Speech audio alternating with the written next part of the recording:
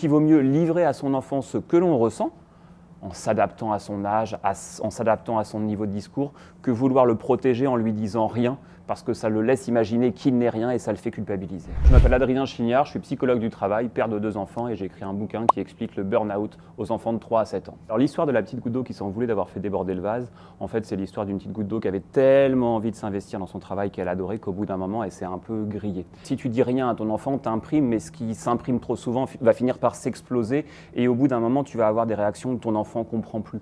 Tu es tellement dans la souffrance, tellement dans la culpabilité que tu es en train de péter le lien en fait qui t'unit, le lien familial qui t'unit. Le but du jeu c'est de faire en sorte de continuer de restaurer du lien avec l'enfant en partageant du temps avec lui, en lui expliquant, en répondant aussi à ses questions et en faisant en sorte qu'il y ait des activités support de détente ensemble pour qu'on voit qu'on peut continuer à kiffer même si effectivement papa ou maman est particulièrement dans une situation délicate. Le fait de ne pas dire en fait à son enfant ce qu'on va éprouver soi-même, on a souvent l'impression que c'est une bonne idée, mais en psychologie c'est de la dissimulation. Certes l'intention est bonne, mais la réalisation est cata parce que ça génère quoi d'un point de vue psychologique?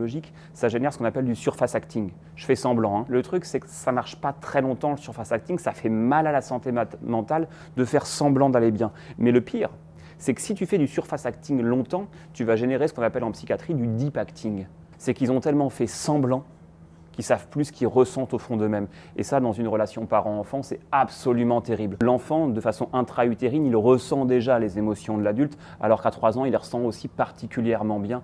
On peut expliquer ça à n'importe quel moment de la vie. Simplement, on va adapter le contenu du discours et contrairement à ce que l'on croit, même les tout petits, s'ils ne saisissent pas complètement le sens, ils peuvent saisir l'intention et l'émotion parentale qu'il y a derrière.